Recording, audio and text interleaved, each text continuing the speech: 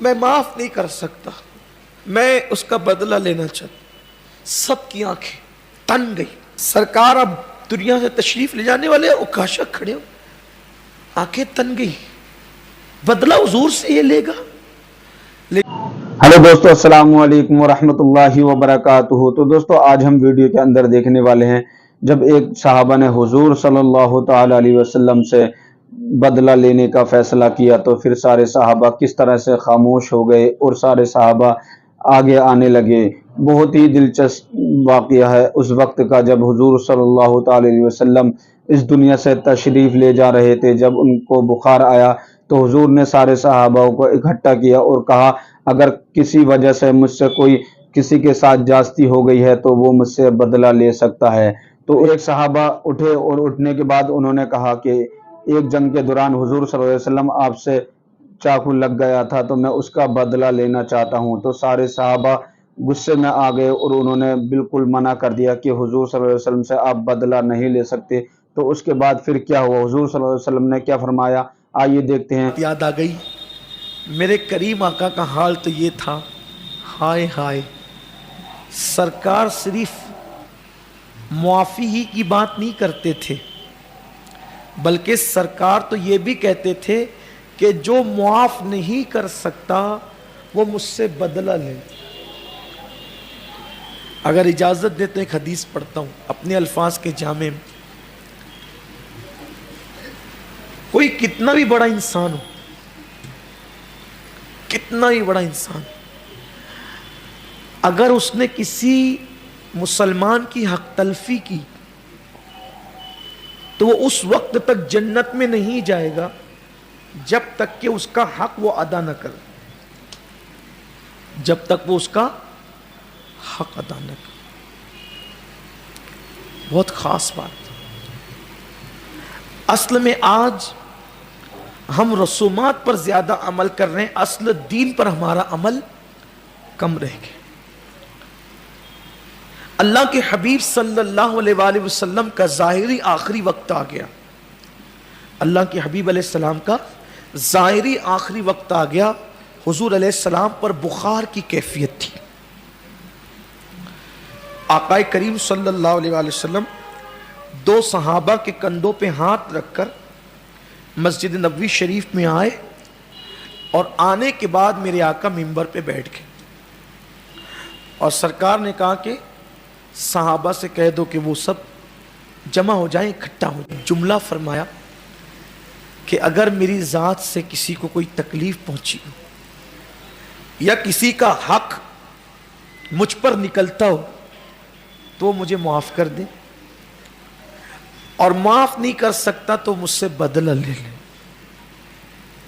آپ سوچ سکتے ہیں کہ کونین کے مالک، کائنات کے مالک، ساری کائنات جس کی غلام ہے، حضور جس کے ساتھ چاہیں جو کریں، حضور پر کوئی حکم نہیں ہے، لیکن تعلیم امت کے لیے حضور کسی کو مار دیں، حضور کسی کو پیٹ دیں، حضور کسی کو ڈانٹ دیں، حضور پر کچھ نہیں، کیونکہ حضور سب کے آقا، اور آقا جس کے ساتھ جو چاہے سلوک کر سکتا ہے، کسی کو کوئی دم مارنے کی اجازت نہیں ہے۔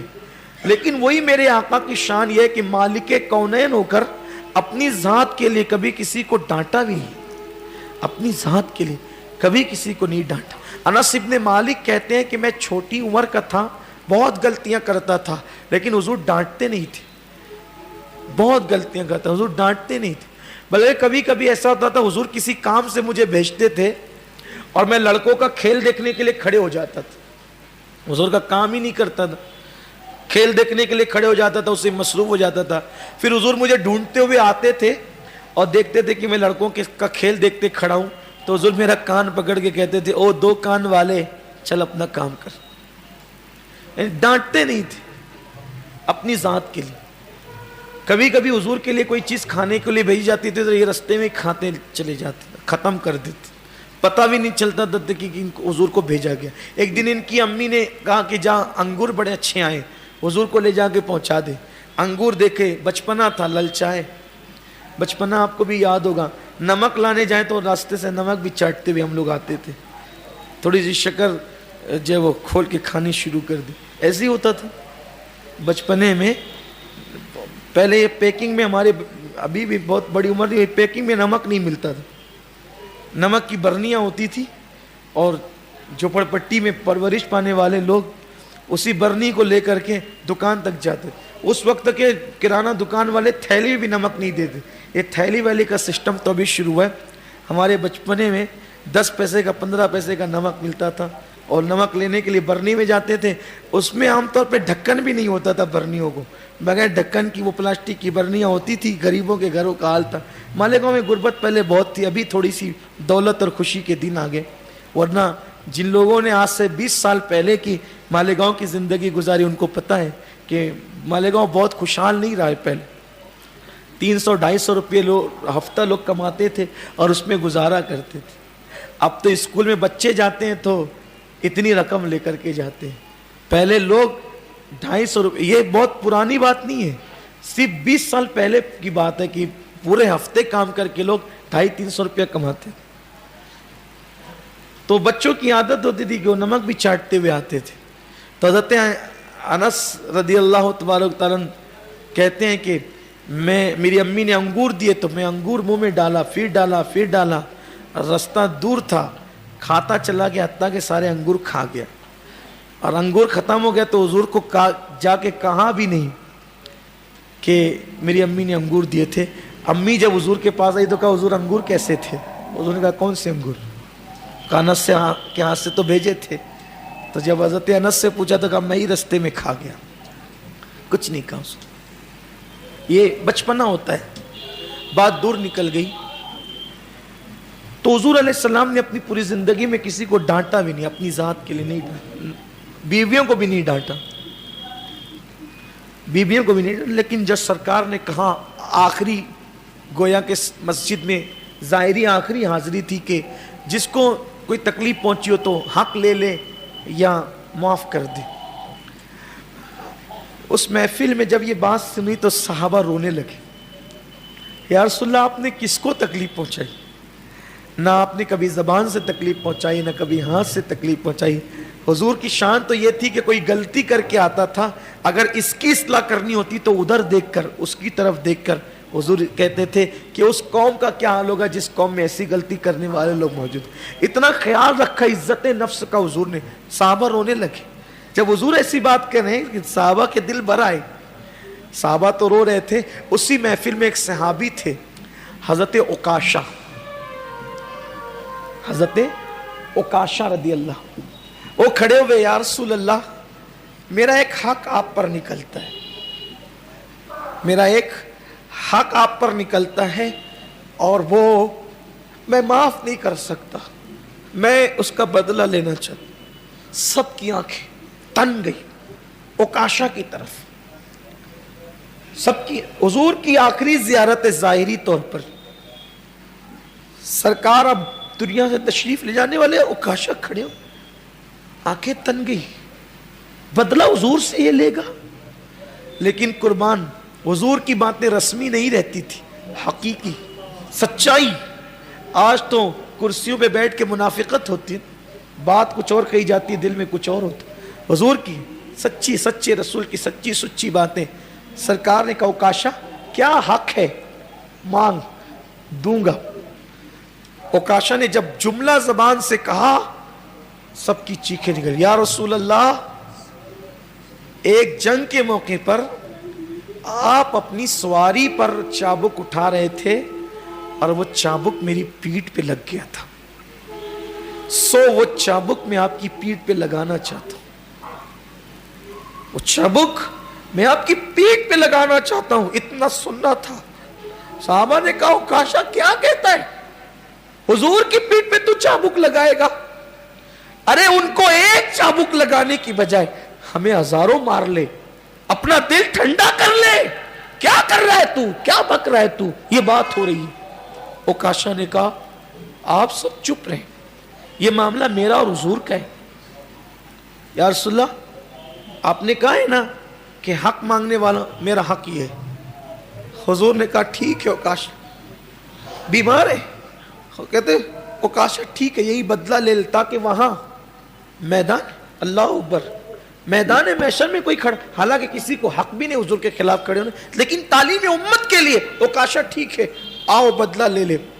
عکاشہ نے کہا یا رسول اللہ، سنا ہے وہ چابک آج کل فاطمہ کے گھر میں رکھا ہوا ہے، میں اور کوئی چابک سے نہیں، اسی چابک سے اپنا بدلہ لینا چاہتا ہوں۔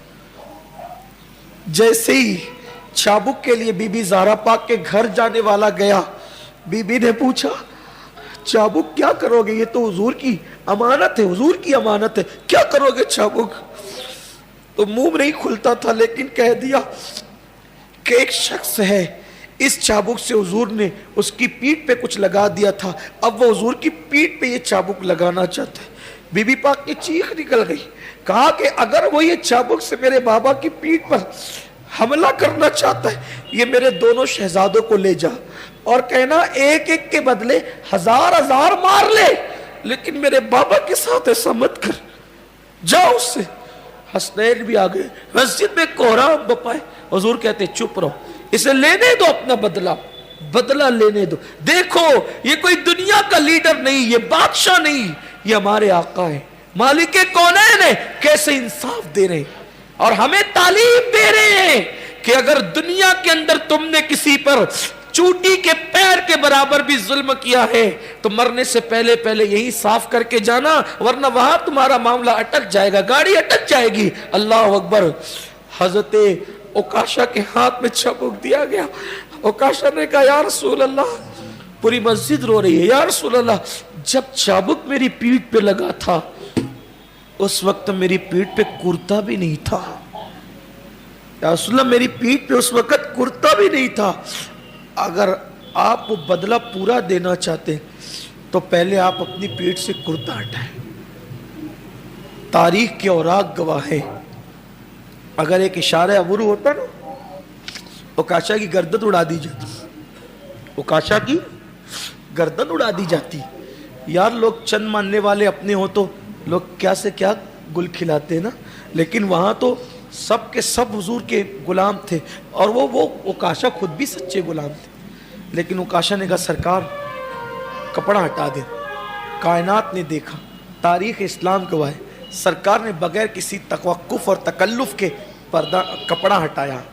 جیسی کپڑا ہٹایا، عکاشہ حضور کی مہر نبوت کو پڑھ کر کے چوم لیتے ہیں اور آنکھوں سے لگاتے ہیں اور کہتے ہیں میں پاگل تھوڑی ہو گیا تھا کہ حضور کی پیٹھ پر کوڑا لگا کر میں جہنم میں جاتا، ارے میں نے سنا ہے جو حضور کی مہر نبوت سے مس ہو جائے گا اس پہ جہنم کی آگ حرام ہو جائے گی۔ حضور کی طبیعت دیکھ کر کے مجھے لگا اب حضور کی آخری زیارت ہے تو کیوں نہ میں فائدہ اٹھا کر کے حضور علیہ السلام کی مہر نبوت سے جو ہے وہ برکت حاصل کر لوں، اس کے لیے میں نے یہ بہانہ تلاش کیا تھا۔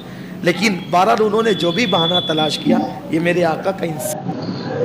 تو دوستو ابھی آپ نے ویڈیو کے اندر دیکھا بہت ہی ایموشنل بیان، جس طرح سے حضور صلی اللہ علیہ وسلم سے ایک صحابی نے بدلہ لینے کا فیصلہ کیا تو اس کے بعد کس طرح سے حضور کے جسم پر چپک گیا اور رونے لگا۔ اس نے کہا کہ میں کبھی نہیں چاہوں گا کہ حضور صلی اللہ علیہ وسلم سے میں بدلہ لوں، یہ تو میری خواہش تھی کہ حضور صلی اللہ علیہ وسلم کے جسم پہ چپک جاؤں اور میں جنتی ہو جاؤں۔